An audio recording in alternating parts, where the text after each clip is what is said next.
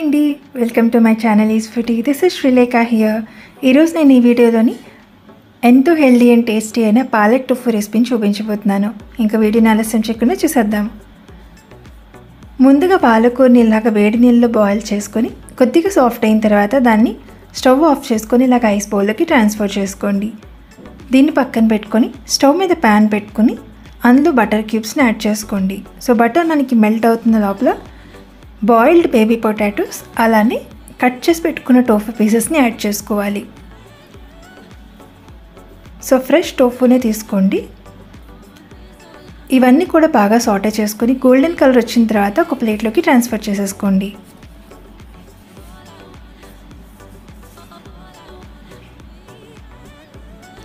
ఇప్పుడు mixer జార్లోని already boil చేసి పెట్టుకున్న పాలకూర ఆకుల్ని యాడ్ చేసుకోవాలి. అందులోనే స్లిట్ చిల్లీ తర్వాత ఒకసారి బ్లెండ్ చేసుకొని అందులో కొద్దిగా వాటర్ యాడ్ చేసుకొని మెత్తని పేస్ట్ కింద గ్రైండ్ చేసుకోండి.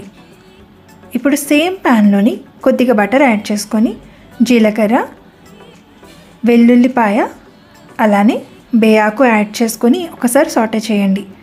అందులోనే క్యాషూ నట్స్ కూడా యాడ్ చేసుకోండి. ఇప్పుడు గ్రైండ్ చేసి పెట్టుకున్న పేస్ట్ని యాడ్ చేసుకొని కొద్దిగా వాటర్ కూడా యాడ్ చేసుకొని మగ్గనివ్వండి. ఇప్పుడు అందులో టేస్ట్కి సరిపడినంత సాల్ట్ యాడ్ చేసుకోవాలి. అందులోనే కస్తూరి మేతిని కూడా యాడ్ చేసుకోవాలి. ఇప్పుడు మూత పెట్టుకొని ఒక 2 నుంచి 3 నిమిషాల పాటు సిమ్ ఫ్లేమ్లో మగ్గనివ్వండి.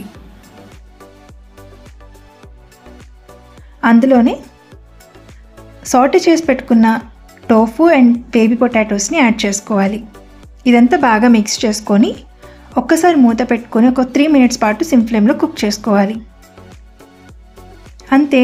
ఫైనల్గా దాని మీద ఫ్రెష్ క్రీమ్ యాడ్ చేసుకొని ఒక్కసారి బాగా మిక్స్ చేసుకొని స్టవ్ ఆఫ్ చేసేసుకొని చపాతీతో సర్వ్ చేసుకుంటే చాలా బాగుంటుంది.